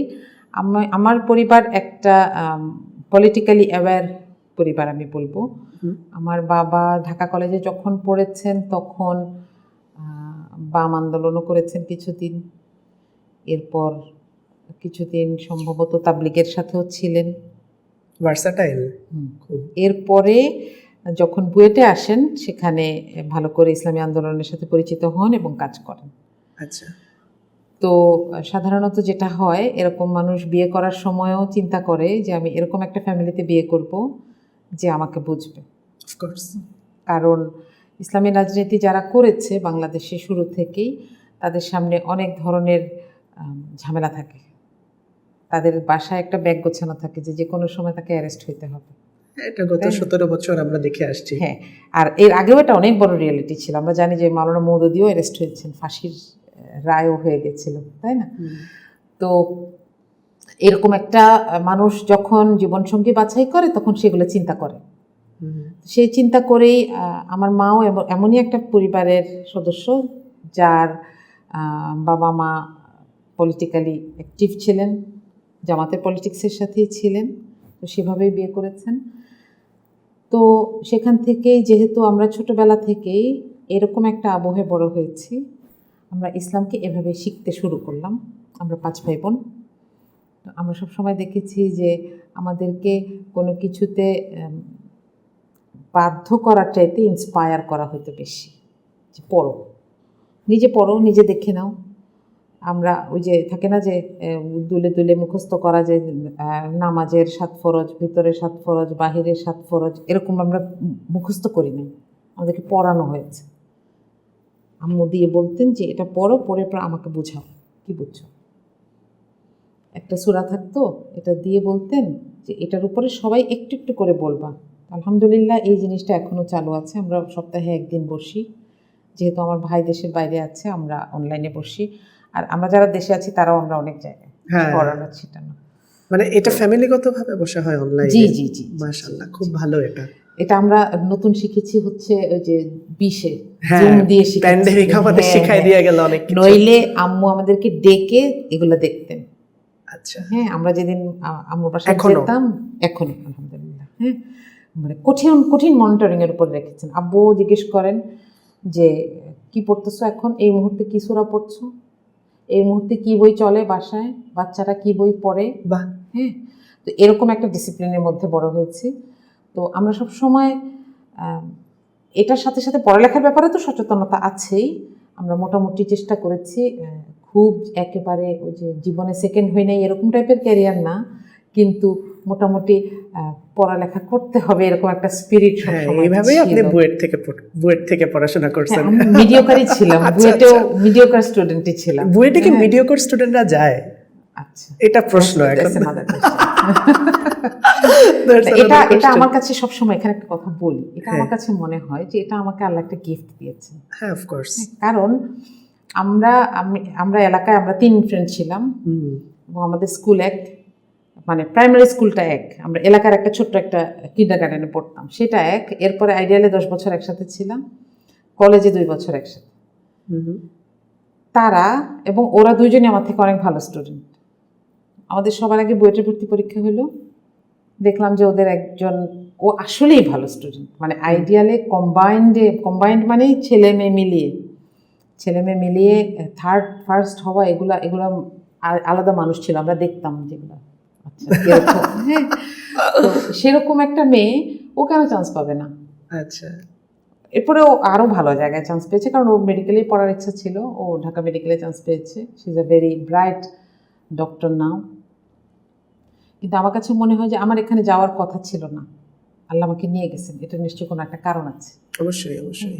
এবং আমি যখন মালিবাগ মোড়ে এসে বুয়েটের বাসটার থেকে নামতাম, তখন আমি অনেক মানুষের দৃষ্টি দেখতাম যে একটা মেয়ে বুয়েটের বাস থেকে নামছে, তাকাইতোই কিভাবে যে একটা ফেরেশতা মনে হয়। হ্যাঁ, আমি যতবার এটা দেখছি ততদিন আমার মাথায় মনে হয় যেন আরেকটা কেউ একটা লোড দিচ্ছে, যে I have to repay this, এটা আমার মনে হয়। হ্যাঁ, তো এখানে আসলে ওইটার কথা বলছি, কেন বলছিলাম যে আমরা পড়াশোনার জন্য তাগিদ পেয়েছি, কিন্তু ইসলামকে জানা শেখা এইটার ব্যাপারে একটা অন্যরকম পরিবেশ বাসায় ছিল আলহামদুলিল্লাহ। এখনকার অবস্থা হচ্ছে 24-এর পরে আসলে আমি রাজনীতি সচেতন সবসময় ছিলাম, একটু একটু করে জামাতের সাথে থাকার কারণে, কিন্তু 24-এর পরে যেটা হলো যে এখানে আসলে একটা বড় একটা প্যারাডাইম শিফট ঘটেছে। অবশ্যই, তাই না? সবাই আর কেউ ভয় পাচ্ছে না, একটা অদ্ভুত ব্যাপার। যে আগেও এই যে আমরা দেখেছি বাংলাদেশে 2001 থেকে 2006 4 দলীয় জোট ক্ষমতায় ছিল, সেখানকারই একটা অংশ হিসেবে জামাতও ক্ষমতায় ছিল, কিন্তু কোনো একটা প্রোগ্রামে কোনো একটা সাংবাদিক আসবে আর সেটা নিয়ে একটু পজিটিভ রিপোর্ট করবে, এটা অকল্পনীয় ছিল। তখন আমরা দেখতাম যে সব রিপোর্ট এরকম, সব জায়গায় বলা হচ্ছে যে জামাত সব কিছু এরকম নষ্ট করে ফেলছে, অমুকের কি ভুল। যদিও এত লাইমলাইটে থাকার পরেও আমরা দেখেছি যে জামাতের যেই 2জন মিনিস্টার 3টা মিনিস্ট্রিতে কাজ করেছেন, সেখানে কোনো ঝামেলা বের করা যায় না, ইটস এ গুড সাইন। কিন্তু এই একটা নেগেটিভ মানসিকতা সবসময় ছিল। 24-এর পরে আমরা দেখলাম যে সেই ব্যাপারটা একটু অনুপস্থিত। তো তখন আমার মনে হলো যে এবার একটু কথাবার্তা বলা যায়। আমি প্রথম যমুনাতে গিয়েছি, এরপর থেকে একটু করে একটু চেষ্টা করি কথা বলার, কারণ আমি পলিটিশিয়ান না, আমি একটা থার্ড জায়গা থেকে দেখতে পারি যে মেইন স্ট্রিম পলিটিশিয়ানরা কোথায় কি করছে। আবার আমি যখন এটা বলবো তখন এটা হয়তো কারোর একটু কাজে লাগবে, এই স্পিরিটটা থেকে বলা শুরু করা। আপা, কিউরিওসিটি থেকে একটা কোয়েশ্চেন করি, মানে আপনি তো পলিটিশিয়ান না, টকশোতে আপনার সাথে যাদের বসানো হয় এরা তো সবাই politician, most of the maximum, তারা তো সবসময় ডিবেট মোডে থাকে, অ্যাটাকিং মোডে থাকে, ওটা কি করে হ্যান্ডেল করেন? কেমন লাগে তখন? মনে হয় না যে কেন আমি করি না কেন? যেমন অন এয়ার যাওয়ার আগে তো কিছুক্ষণ কথাবার্তা হয়। আমার বিএনপির এ পর্যন্ত যে কয়জন আপাকে দেখেছি বিশেষ করে, আমার এত চমৎকার লাগে, আমার মনে হয় খালি ওনাদের গল্পই শুনি, কারণ এক একজনের পলিটিক্যাল ক্যারিয়ার এত সুন্দর, কোথায় কাজ করে, এবং এখানে বসে বসেই ফোন টোন করে যে এই অমুককে এটা কিনে দাও। তো I see responsibility, I see power, না? এই জিনিসটা সুন্দর, এবং এটা আমার মনে হয় এটা আমি দেখতে পারি কারণ আমি নিজে মেইনস্ট্রিম পলিটিশিয়ান না। রাইট। হ্যাঁ, এবং আমার এ পর্যন্ত কোনোদিন কারোর সাথে কোনো ধরনের কোনো ঝামেলা বাকবিতণ্ডা হয় হয় নাই, নাই। কিচ্ছু হয় নাই। এবং আমি প্রত্যেকটা থেকে শিখেছি। আচ্ছা, হ্যাঁ, তার মনে হয় এই একটাই কারণ যে আমি দেখতে পারি, আমি চমৎকার। ওনাদেরকে দেখতে চাই, এটা একটা মনে হয়। আপা একটু ইসলাম প্রসঙ্গে আসতে চাই, যেহেতু আপনি বললেন আপনি অনেক দিন ধরে আপনার পারিবারিক ব্যাকগ্রাউন্ড একটা অসম্ভব সুন্দর ধর্মীয় চর্চার মধ্যে দিয়ে চলে আসছেন এবং এখনও যাচ্ছেন। এটা বোধহয় খুব রেয়ার বাংলাদেশে এখন প্র্যাকটিসিং, মানে ইসলাম প্র্যাকটিস করার ব্যাপারটা অনেকের কাছে অনেক কঠিন হয়ে যাচ্ছে। এটা হয়তো রিপ্রেজেন্টেশনের কারণে হলেও হতে পারে। আমি একটু আপনার কাছে সংক্ষেপে জানতে চাই যে এই যে এখন ইসলাম নিয়ে এত কঠোরতা চারপাশে, নারীদের পোশাক, নারীদের চালচলন, নারীদের স্বাধীনতা, নারী পড়তে পারবে কিনা, নারী বাইরে বেরোতে পারবে কিনা, নারী খেতে পারবে কিনা, সবকিছু মিলে অনেক নিঃশ্বাস প্রশ্ন। নিতে পারবে। নারী কি নিঃশ্বাস নিতে পারবে কিনা, ইসলাম কি নারীদের ব্যাপারে খুব কঠিন, এটা একটু আমি জানতে চাই আপনার থেকে, আচ্ছা, যতটা কঠিন ভাবে আমাদের সামনে রিপ্রেজেন্ট করা হয়। একটা বেসিক জিনিস বুঝতে হবে। ইসলামকে যখন আমরা বলি যে এটা একটা কোড অফ লাইফ, এটা কীরকম? এটা হচ্ছে কিছু স্ট্যান্ডার্ডস। এখন এই স্ট্যান্ডার্ড যেই দেশে যে যেভাবে পালন করবে সেই স্ট্যান্ডার্ড মেনটেন করে বাকিটা নিজের মতন করে পালন করবে। যেমন আমি জাকাত আনতে যাব, সরকার জাকাত আনার জন্য একজন কর্মচারী ঠিক করেছে। এখন সে বাংলাদেশে হলে কি দিয়ে যাবে? রিক্সার দূরত্ব হলে রিক্সা দিয়ে যাবে, আর যদি ট্রেন দিয়ে যাইতে হয় ট্রেন দিয়ে যাবে। এখন যে একটা শীতের দেশে থাকে সে কিভাবে যাবে? সে হয়তো একটা গাড়ির ব্যবস্থা করবে। যে ফর এক্সাম্পল, যার আজকে থেকে 200 বছর আগের কথাও যদি ধরি, আরবে সে একটা উট নিবে, তাহলে কিভাবে করবে সেটার ব্যাপারে সে কোনো জিনিস ভায়োলেশন না করলে, যতক্ষণ না সে ভায়োলেট করছে ততক্ষণ সে কি করবে, তার জন্য অ্যাভেলেবল অপশনগুলোর থেকে একটা বাছাই করবে। And Islam allows that. এবং ইসলামে ইচ্ছে করেই এই ডাইভার্সিফাইড অপশনগুলোকে কেন রাখা হয়েছে? যেন সব মানুষ এসে কোনো না কোনো জায়গায় কমফোর্ট পায়। আমি যদি একটা রুমে সব চেয়ার এটার মতন রাখি,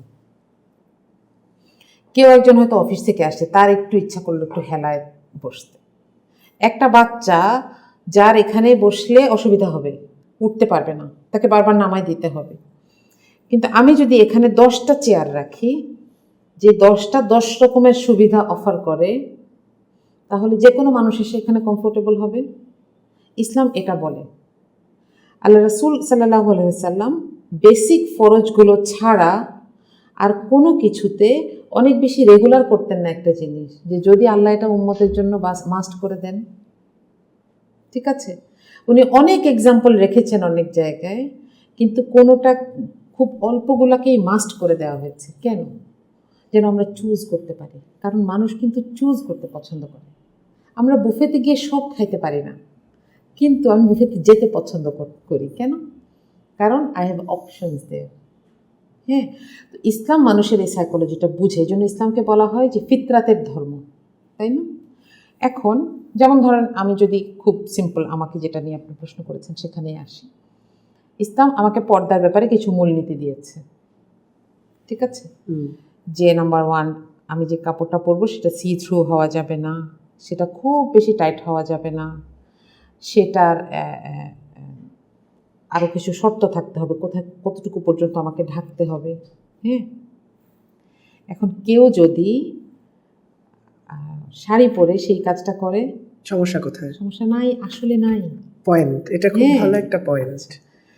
কিন্তু আমি আসছি পরে, ঝামেলা কই হয় সেটা বলছি। আবার একজন পুরুষ মানুষ, তাকে বলা হয়েছে যে এইটুকু ঢেকে রাখবে, এইটুকু মডেস্টি, এইটুকু ডিসেন্সি ডিফাইন্ড। আচ্ছা, সেইটা মেনে একজন পুরুষ শার্ট প্যান্ট পরুক, নট নেসেসারিলি তাকে জুব্বা পরতে হবে। জুব্বা কিন্তু ইসলামিক ড্রেস না, আবু জেহেলও জুব্বা পরতো। কালচারাল ড্রেস এটা। হ্যাঁ, এটা একটা কালচারাল ড্রেস। এবং সৌদি আরবের যেই বাতাস এবং বালু, সেইখানে এইটাই নর্মাল। এবং ওখানে পুরুষ মানুষ মহিলাদের চেয়ে বেশি পর্দা করে, কারণ ওরা বালু থেকে বাঁচার জন্য নোজ কাভার করছে। হ্যাঁ, ঠিক।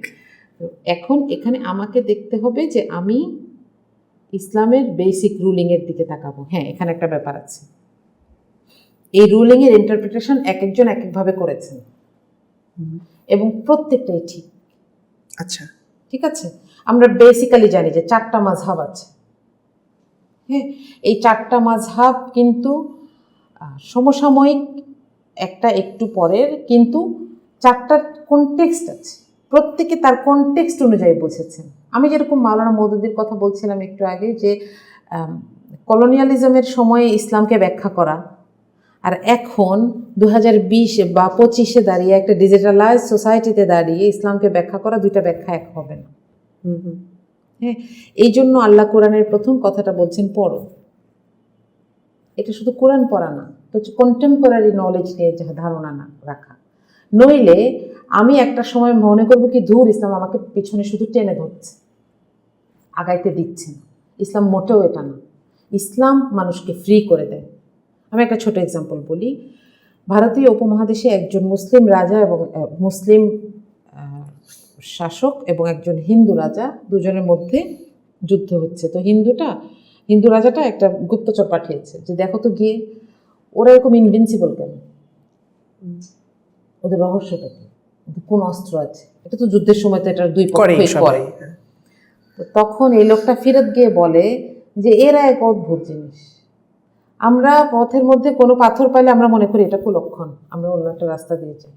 আমরা যদি একটা পাহাড় পাই আমরা মনে করি যে এইটা দেবতা, আমি মাথা নত করি। আর ওরা মনে করে যে আমার সামনে যে পাথরটা আসছে এটা মনে হয় ওই পাহাড়টা ভেঙে এটার মধ্য দিয়ে রাস্তা করে নিয়ে যাওয়ার জন্য।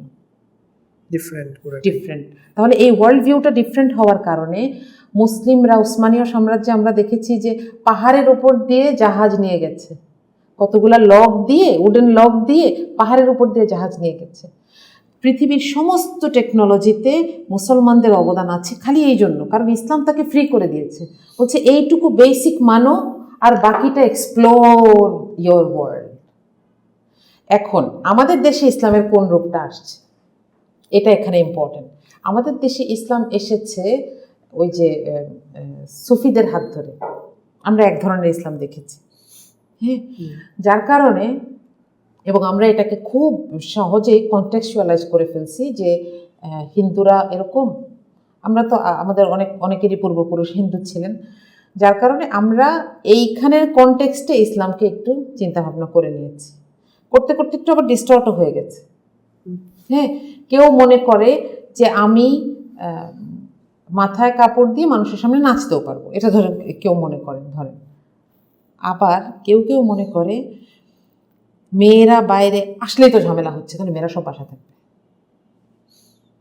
হ্যাঁ, তো এই যে সব এক্সট্রিমিজমকে বাদ দিয়ে আমি যদি মূল ইসলামের কাছে ফেরত আসতে চাই, তাহলে তো কেউ তো এক হচ্ছে, আমাকে কেউ এটাতে বাধা দিতে পারে না। হ্যাঁ, সোসাইটি বাধা দিতে পারে। সোসাইটি আমাকে কিন্তু বলছে, আপনি দেখবেন যে ইউটিউবে গেলে এখন সৌভাগ্য না দুর্ভাগ্য বলবো, আমার নাম সার্চ দিলে অনেকগুলো ভিডিও আসে, তো ওখানে দেখবেন অনেক কথা লিখে যে এটা কি ইসলাম, মেয়ে মানুষ এরকম কথা বলা, এটাও আসছে। আবার কেউ বলছে আপা আপনি এভাবে কথা বলছেন, আমার মা এটা পছন্দ করছেন। কারণটা কি? কারণ একটা মেয়ে যখন বলে তখন আরেকটা মেয়ের জন্য এটা পালন করা সহজ হয়। হ্যাঁ, তো এই ব্যাপারটা তাদের মাথায় থাকার কারণে হয়তো কেউ এটাকে অ্যাপ্রিসিয়েট করছে। কিন্তু আমার টার্গেট হচ্ছে মানুষ কি বলবে, এই টার্গেট আমার কোনোদিন ছিল না। এবং আমি আল্লাহর কাছে চাই যে আমি মরে যাওয়া পর্যন্ত আমার টার্গেট, আমার ইন্টেনশন যেন মানুষ না আসে। আমার ইন্টেনশন হচ্ছে, আমার মনে হয় যে এখানে এই কথাটা বলা উচিত, আমি তাকায় চেক করি যে ইসলাম আমাকে কোথাও এখানে বাধা দিচ্ছে কিনা। যদি না দেয় তাহলে আমি এই কথাটা বলি। এখন এটা যে প্ল্যাটফর্ম হোক, আমি 2006 থেকে ফেসবুক একটা খুব তখনও মাধ্যম ছিল, খুব লিমিটেড ছিল, কিন্তু আমরা ব্লগে লিখতাম। আমি 12 সাল পর্যন্ত ব্লগে লিখেছি। এরপরে এখন পর্যন্ত, এবং এই লেখাগুলোর জন্য কষ্ট করছি। আমার একটা রুটিন থাকে, আমি সপ্তাহে কয়টা লেখা দিব, কাকে দিব, আমার প্রোফাইলেই দিব। হ্যাঁ, এটা হচ্ছে মানুষকে বলা, আমার মনে হচ্ছে যে এই কথাটা এখন আমার বলা দরকার, আমি বলেছি। কিন্তু কে কি মনে করবে, কে কি পছন্দ করবে, কে বুলিং করছে, এটা ইন্টেনশনে ছিল না। তো আমার মনে হয় যে ইসলাম আমাদের দেশে যেভাবে এসেছে এটা আমাদের মাথায় রাখতে হবে। তবে আমাদের দেশের মানুষের টেন্ডেন্সি হচ্ছে আমরা শুনে মুসলমান, আমরা একটু খুতবা শুনি, একটু ওয়াজ শুনি, একটু ইউটিউব শুনি, তারপর ওইটা অ্যাপ্লাই করার চেষ্টা করি। কিন্তু এটা না করে যখন আমি সোর্স থেকে পড়বো তখন আমি দেখবো যে ইসলাম একটা চমৎকার একটা অপশন। আমি একটা কথা বিশেষ করে বলতেই চাই যে আপনার যদি মনে হয় যে ইসলাম, মুসলমান, কুরআন মহিলাদেরকে ঠকিয়েছে, শুধু 2টা সূরা আরবি পড়া লাগবে না, শুধু 2টা সূরা বাংলায় পড়েন। সূরা বাকারার শেষ 100 আয়াতের মতন আর সূরা নিসাটা বাংলায় পড়েন, তাহলে দেখবেন যে আল্লাহ আসলে চান আমি ভালো থাকি, আল্লাহ আসলে চান আমি সেফটি পাই, এই জন্য কিছু নিয়ম দিয়েছেন। কিন্তু এটাকে কোনো মানুষ যদি চেঞ্জ করে ফেলে সেটার জন্য তো আমি কোরআনকে দায়ী করতে পারি না। কে ঠিক বুঝলাম। এত পিসফুল একটা ডিসকাশন যাচ্ছে। আমার তো এটা পলিটিক্যাল পডকাস্ট, সব পলিটিক্যাল মানুষটাই আসে, খুব হাড্ডাহাড্ডি ডিসকাশন হয়। আজকে খুব মানে সুদিং একটা ডিসকাশন যাচ্ছে, আমার ভালো লাগছে খুব। অলমোস্ট এন্ড মনে হচ্ছে, আরো অনেকক্ষণ গল্প করি, সময় তো সবসময় সাপোর্ট করবে না। একটা বিষয় একটু জানতে চাই যেটা বর্তমান সময়ে খুব গুরুত্বপূর্ণ, রিলিজিয়াস আনরেস্ট আমাদের দেশে। আমরা দেখলাম 5ই আগস্টের পরে, আগে ছিল না এটা বলবো না, অবশ্যই ছিল, 5ই আগস্টের পরেও এটা আরো বেশি। একটা টার্ম তাওহিদি জনতা সব জায়গায় মব করছে। আমরা রিসেন্টলি দেখলাম যে একটা নির্দিষ্ট সম্প্রদায়ের উপর হামলা হলো, মাজার ভাঙা, কমন ব্যাপারগুলো। এবং আমরা দেখলাম কালচারাল অনেক বাধাও আসছে।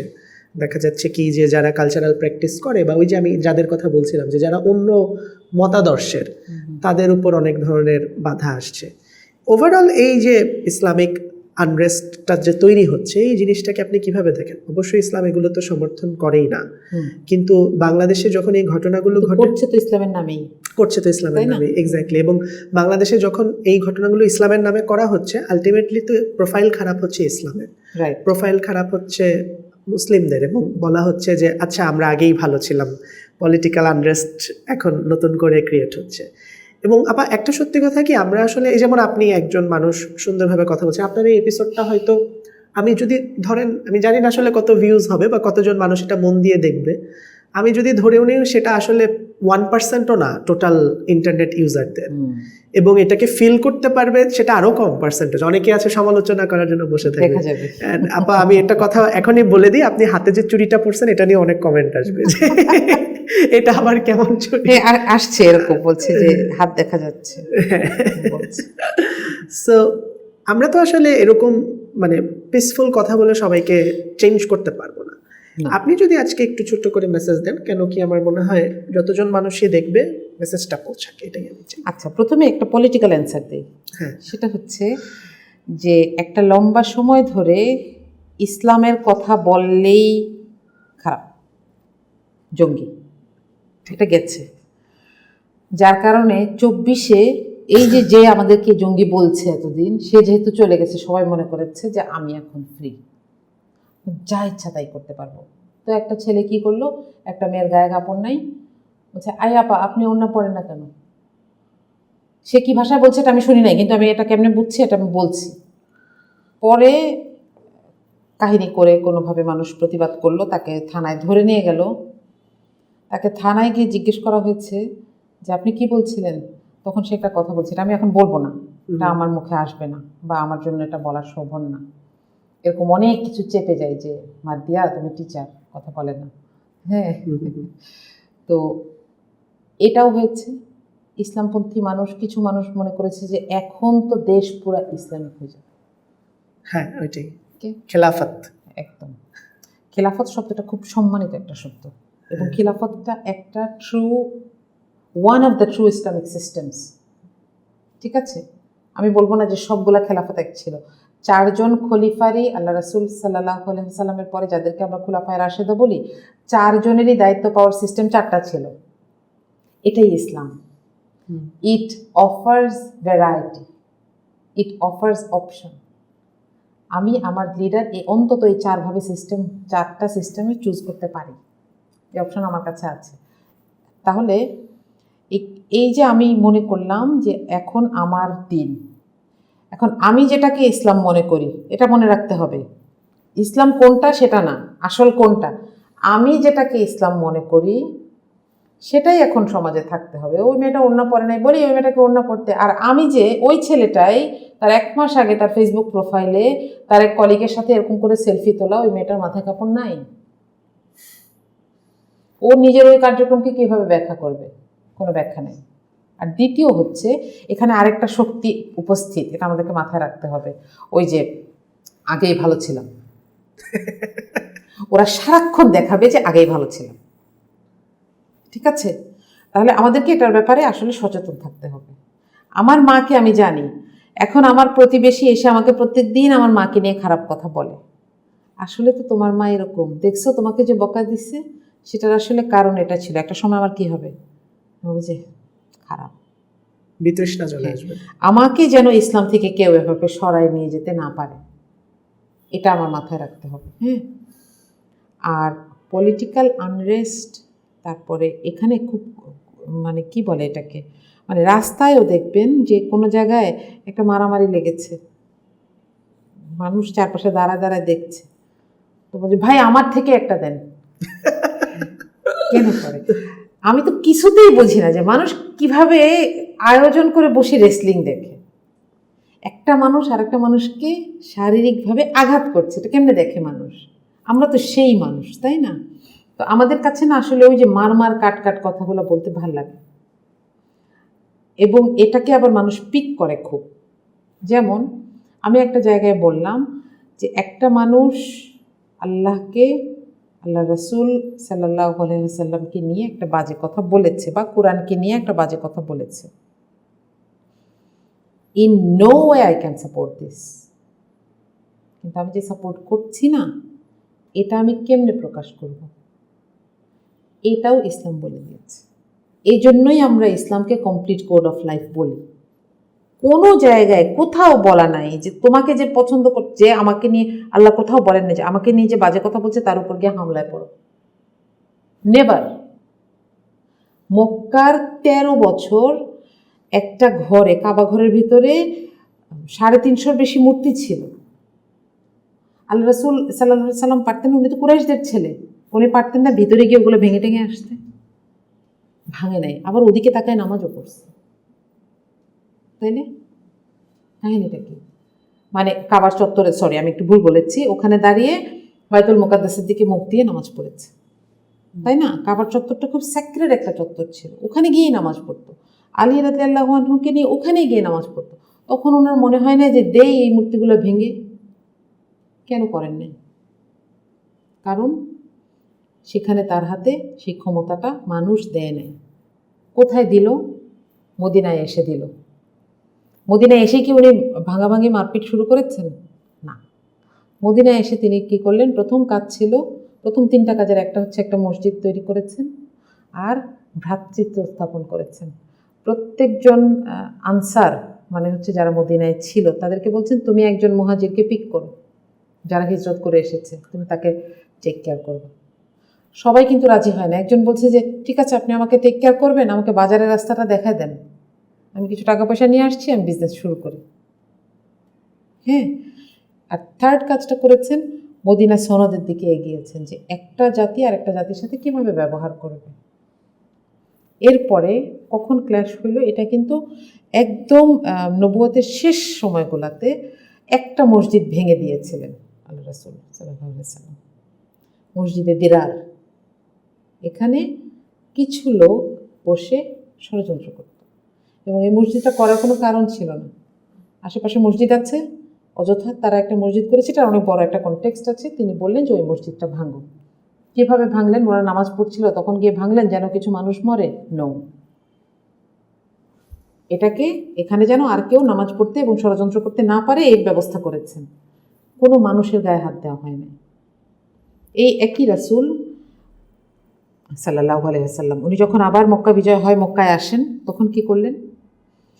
যে সবাইকে ছেড়ে দেওয়া হবে, শুধু গুনে গুনে কিছু মানুষ যারা ইন্টেলেকচুয়ালি ইসলামের বিরোধিতা করেছে এবং ক্ষতি করেছে বারবার, তাদেরকে, এবং নাম ধরে যে তাদেরকে শুধু হত্যা করা যাবে, বাকি সবার জন্য সাধারণ ক্ষমা। এই ইসলামটা এখন কই? আমি যদি বলি যে আমি একজন ভালো মুসলমান, তাহলে আমাকে এটাও বলতে হবে যে আমি ইসলামের দেওয়া স্ট্যান্ডার্ড অনুযায়ী আমার আবেগ প্রকাশ করব, তাই তো? অবশ্যই। আমার একজনকে খুব ভালো লাগছে, আমি বিবাহ ছাড়া তার বাসায় চলে যেতে পারি না, এটা যেরকম সত্যি কথা। আমার আল্লাহকে নিয়ে একটা বাজে কথা বলেছে, আমি একদম বিসমিল্লাহ বলে তার উপর ঝাঁপায় পড়লাম, এটা ইসলামিক আচরণ না। এটা খুব আনপপুলার অপিনিয়ন। এখন যদি আমি আপনাকে বলি যে আমাদের উচিত অস্ত্র ধার দিয়ে রাখা, যে এটা বলবে ফেলে দিব, তখন এটার ভিউ অনেক হবে, তখন আমার নামে ফটো কার্ড হবে, তখন আমি অনেক পপুলার হয়ে যাব। এটা হচ্ছে, একজন মানুষ বলেছে অমুক কি আগে আগে বাঙালি আচ্ছা যাই হোক যাই হোক, হ্যাঁ, মানে এই ধরনের মার মার কাট কাট কথা বললে অনেক মানুষ পছন্দ করে, পপুলিজম পছন্দ করে। এবং মানুষ কিন্তু এই যে টেক অ্যাওয়ে পছন্দ করে, যে আচ্ছা আজকের থেকে বাসায় এটা নিয়ে গেলাম, বউয়ের ফোনটা নিয়ে নিব, হ্যাঁ, মানুষ এটা পছন্দ করে। কিন্তু তারপরেও আমাদের কাজ হচ্ছে যতটুকু ইসলাম বলেছে ততটুকুর বাইরে আমি আমার ইমোশনকে প্রকাশ করার মতন অপশন আমার নিজেকেও দেব না, মানুষকে তো দূরের কথা। আমার দেশে আইন আছে, আমি আইনকে বলবো, আমি লাগলে মিছিল করি, মিটিং করি, কারণ আমার তো কলিজা জ্বলছে। আমার আল্লাহকে যে গালি দিয়েছে আমার খারাপ লাগছে না, আমার ইমানের দাবি থেকে আমি সেটার প্রতিবাদ করব, কিন্তু তার গায়ে হাত দিব কিনা সেটার জন্য আমাকে আবার ইসলামের কাছে জিজ্ঞেস করতে হবে যে আল্লাহ আমাকে বলেন, আল্লাহ বলবেন যে এইটা এটা বলেছি, ফিতনা ফাসাদ তৈরি করো না, অন্যায়ভাবে একজন আরেকজনের গায়ে হাত তুলবে না। তো সেখানে আমার রাইট কি, আমি এটা করি? তাহলে এই কাজটা যারা করেছে তারা ইসলাম বোঝে না, প্রথম কথা। দ্বিতীয় কথা, দেশের আইনের প্রতি তাদের কোনো শ্রদ্ধা নেই, এবং এই কাজগুলো যারা করছে তাদের ব্যাপারে আইনের কঠোর হওয়া উচিত, তাহলে এই ঝামেলাগুলো হবে না। হোপফুলি। মার্দিয়া আপা, খুব ভাল লাগলো এতটা লম্বা আলোচনা করে। আর আপনি যেরকমভাবে জিনিসগুলো পোট্রে করলেন, আপনি যেরকমভাবে জিনিসগুলো বললেন, জানি না কতগুলো মানুষের কাছে এটা পৌঁছাবে, বাট অনেকগুলো মানুষ বা সব মানুষের কাছে যদি এভাবে পৌঁছাতো তাহলে হয়তো আমাদের দিন এবং চারপাশ খুব সুন্দর থাকতো। তারপরে আমরা অপটিমিস্টিক থাকি যে হয়তো কোনো একদিন সব কিছু বদলাবে। আপনাকে অনেক থ্যাংক ইউ। আপনি যদি লাস্ট অডিয়েন্স এবং সবার জন্য কিছু বলতে চান। জি, আসলে ওই যে যেটা বলছিলাম যে আমার মাকে যখন আমি চিনব না তখন আমাকে বিভ্রান্ত করা সহজ হবে। আমাকে কেউ এসে বলবে তোমার মা তোমাকে দেখে না, কেউ এসে বলবে এটা তোমার মা না। তো আমরা ইসলামের সাথে আমরা দেখছি যে মানুষ আমাদেরকে, এটা উদ্দেশ্যমূলক হতে পারে অথবা কেউ র্যান্ডম করছে, আমাদেরকে ইসলামের মূল শিক্ষাগুলো থেকে সরিয়ে রাখার জন্য অনেক ধরনের ষড়যন্ত্র আছে। এটা একদম গ্লোবাল থেকে শুরু করে, ন্যাশনাল থেকে শুরু করে, পলিটিক্যাল থেকে শুরু করে অনেকগুলো জায়গায় এই ষড়যন্ত্রগুলো আছে, যেন আমরা ইসলামকে পড়ে না চিনি। এমনকি এখন কি পড়বো এটাও একটা অনেক বড় কোয়েশ্চেন। হ্যাঁ, কারণ সব সাহিত্য সৎ না, সব জায়গায় ইসলামের এই সুন্দর দিকগুলোকে পোট্রে করা হয় না। সুতরাং আমাদেরকে আসলে সোর্সের কাছে যাওয়া উচিত, এবং ইসলাম যে জিনিসটা অফার করে যে একটা সোসাইটির বেসিক ইউনিট হচ্ছে আমার পরিবার, সেখান থেকেই আমাদের আসলে একটু একটু করে কাজ শুরু করা উচিত। নইলে আমি একটা সময় ইসলাম থেকে সরে যাব এবং আমি দুনিয়ায় কোনো ছাপ রেখে যাব না। তো আমি এটা আপনাদের কাছেও যারা দেখবেন, যারা এখানেও আছেন, সবার কাছে দোয়া চাচ্ছি আমার এবং আমার পরিবারের জন্য। এবং আমিও চাই যে বাংলাদেশটা একটা সুন্দর দেশ হোক, সুন্দর একটা জায়গা হোক, যেখানে সব দল মত বর্ণ ধর্ম নির্বিশেষে মানুষ নিরাপত্তার সাথে থাকতে পারবে, কনফিডেন্টলি থাকতে পারবে। অনেক অনেক ধন্যবাদ আপা। এবং আমরাও এটাই কামনা করি, আপনার মতন মানুষজনরা আরও বেশি বেশি আমাদের সামনে আসুক, আমরা তাদের কথা আরও বেশি বেশি শুনি।